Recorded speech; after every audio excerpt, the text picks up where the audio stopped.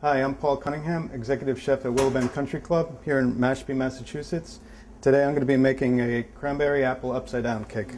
First we're going to be lightly sauteing apples, taking them out of the pan, and then cooking the cranberries until slightly thickened. These apples have been tossed slightly with a little bit of sugar. They just take a few minutes to color.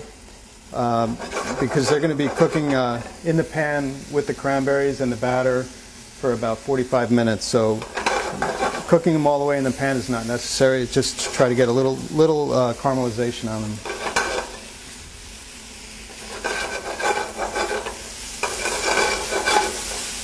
I'm just starting to get a little color on here.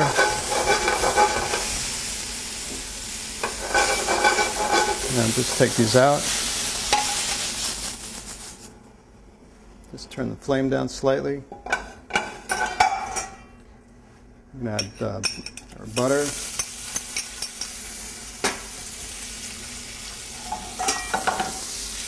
Sugar. Some people think that's a tremendous amount of sugar, but when you're dealing with cranberries, the tartness of the berry, you definitely have to offset it with sugar. A little water just to get them started. Maple syrup.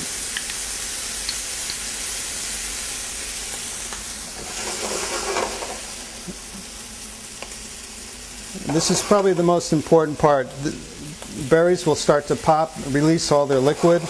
If you took it off at that time, the cake would be too watery. So once they open, they have to cook down to till thickened. And they're just starting to thicken right now. I'm going to turn off the heat and let them cool slightly, and then we'll put together the cake. Now we're going to put the cake batter together. It's a basic creaming method. We're going to start off with butter and sugar.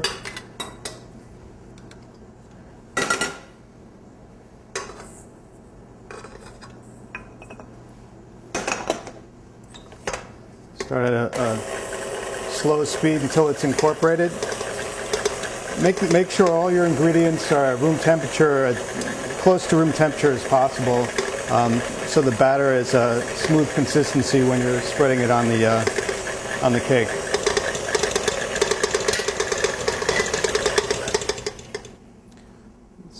Sour cream.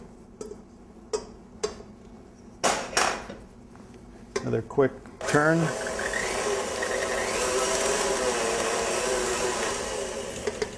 Now add your yolks one at a time.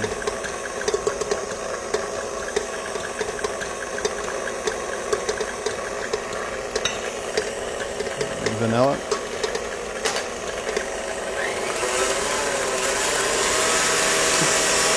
A couple minutes at high speed and then scrape the sides, and we're all set. And there's mixing the dry ingredients. I like to mix everything together first, then sift the dry ingredients. These are going to sift right onto the parchment paper. It just makes it easier to add to the batter. We're just going to do this in two parts.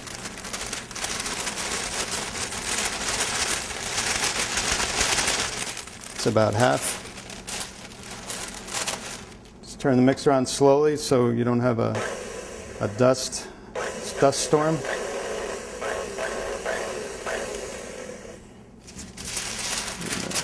The remaining dry ingredients.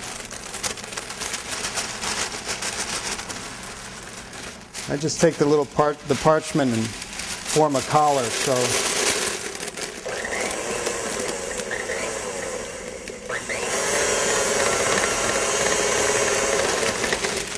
Okay, that's all set. Now that our batter's all set, I have a 9-inch cake pan that's brushed with butter, flour, and a parchment cutout. Just helps when you're inverting the pan that the fruit comes out with it. So first we go with the apples. I like to stay at least an inch away from the sides of the pan.